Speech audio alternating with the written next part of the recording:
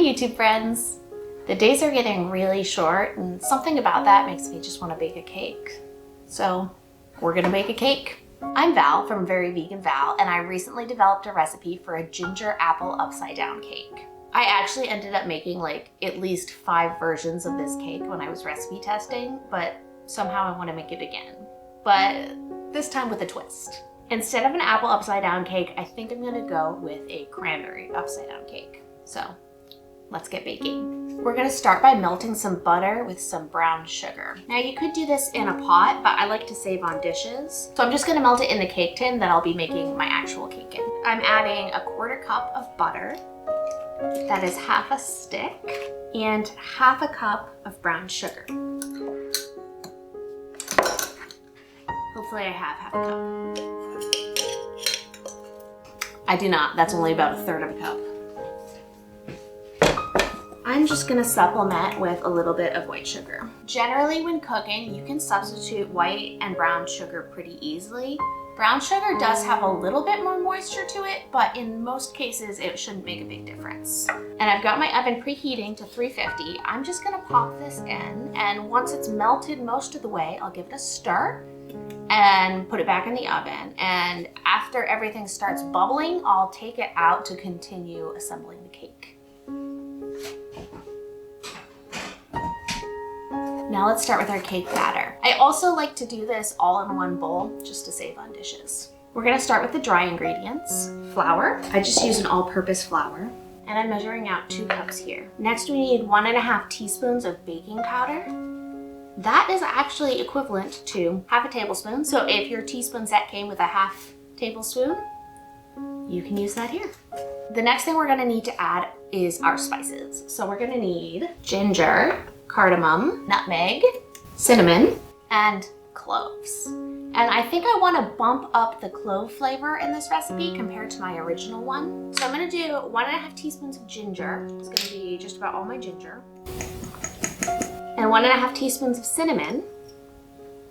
1½ teaspoons of cardamom.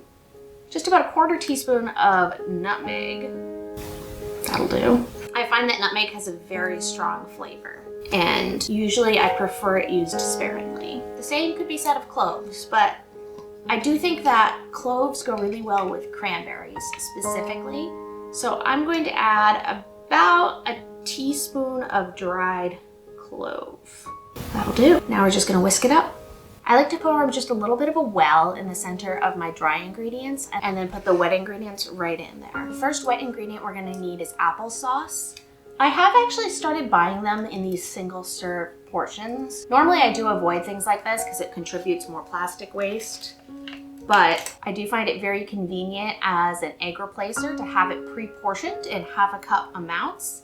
And I've found when I buy larger containers, they do tend to mold before I use them all. I don't really eat applesauce myself, I just use it in baking. So this is what I found that works for me. Next, we're adding a 1/4 cup of molasses. You may have noticed that while I give all my measurements in cups, I'm not actually using cups. I actually like to use a scale when I'm baking. I find it gives the most accurate results and it actually saves you on dishes. However, I do know that most of my audience is American and we do tend to use cups. Many of us probably don't actually have kitchen scales, but I don't know. What do you use? Cups? Grams? Which one works better for you? I wanted to use milk, but I don't have any, so I'm just using water, 1/3 of a cup. You need ½ a cup of brown sugar. Again, I did run out, so we'll be using white sugar. About 100 grams. The difference between brown sugar and white sugar is actually molasses. So since we do already have molasses in our cake, I think it should taste pretty similar. Next, you're gonna use a 1/4 cup of oil. I'm using a nice seed oil. You just want something that's gonna have a neutral flavor. Splash of vanilla. Now it's time to stir. I like to just sort of stir in the middle to get all the molasses and the applesauce combined. And then I do sort of like a fold stir situation. You just want to mix in all the flour, but you don't really want to overmix. Oop, there we go. Because that can cause your cake to be a little bit more tough. In the end, don't stress it. It's just baking. All right, there's our cake batter. I have these candied ginger. My boyfriend was supposed to get crystallized ginger, but I'm not sure he understood the distinction. It also doesn't really matter. This will work just fine. And I'm just gonna chop it up a little bit into smaller pieces. This is probably about a 1/4 cup. Pop them in the bowl. I also have these dried cranberries that I don't know what to do with. They've just been sitting around. So I'm gonna throw a few of them into my cake as well. And we'll just fold to incorporate. Let's set this aside.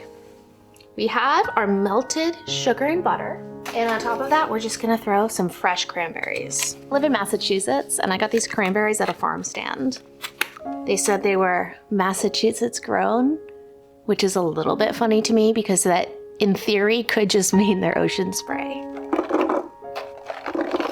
I don't think it does though. Fun fact, cranberries are one of the very few fruit crops that are native to the Americas that are commercially grown and sold. And most of them are grown in Massachusetts. They are the state fruit, juice, and color. I'm gonna zest this whole orange on top of the cranberries and I'm gonna talk more about cranberries. People often think that cranberries grow underwater.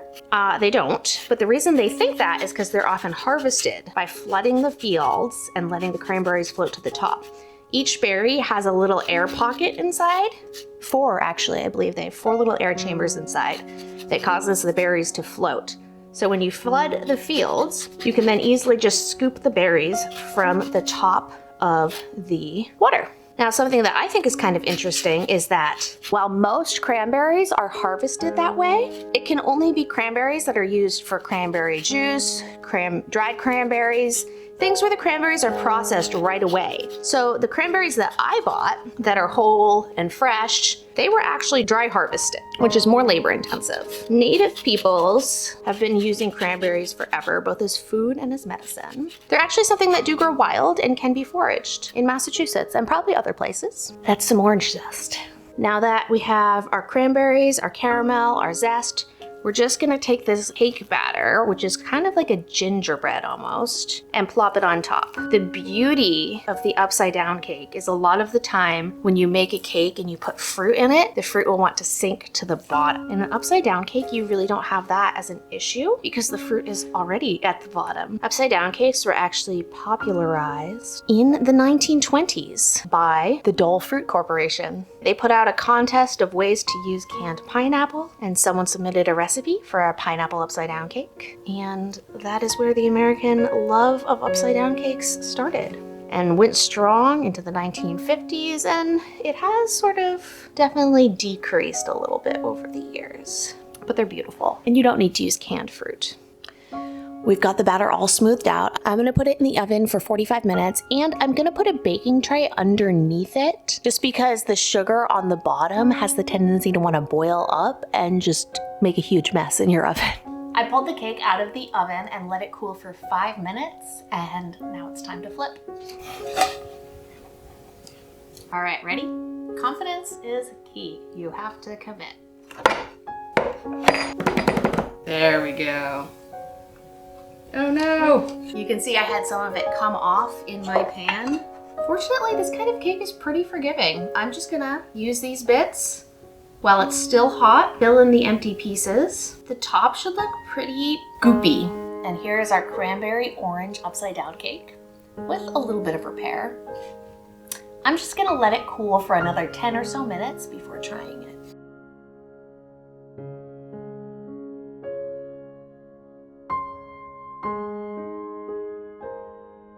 Here's our cake. It's got a gingerbread here with those dry cranberries, the fresh cranberries on the top. The orange zest, look a little bit of caramelized. A little bit of candied ginger.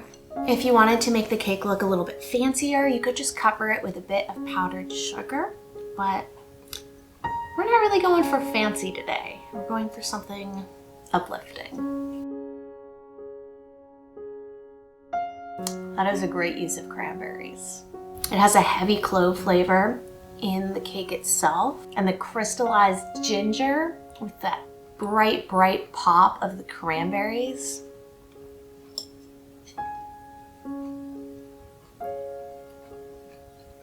You get a really great contrast between the deep, warming spices of the cake and the really bright, fresh, sour, zingy cranberry and orange that's on top.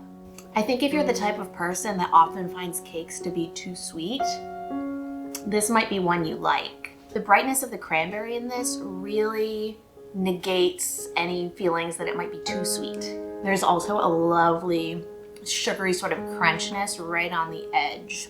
As I'm eating the cake, my mouth is starting to get that little bit of a tingly feeling from the clove as well. Very fun. I think I've accomplished what I wanted to here. This is a bit of a simpler video than I've been doing for the past few weeks, and probably a bit of a shorter one, but it feels warming to me, and hopefully watching is sort of comforting to you. Maybe brings a little bit of light into these shorter winter days. If you want to make this cake yourself, I highly recommend it. I'm gonna share the post to my original apple upside down cake in the description, as well as all the different edits I made for this version. Please give this video a thumbs up if you liked it, and subscribe so you can see the next time we post it. Thank you. Bye-bye.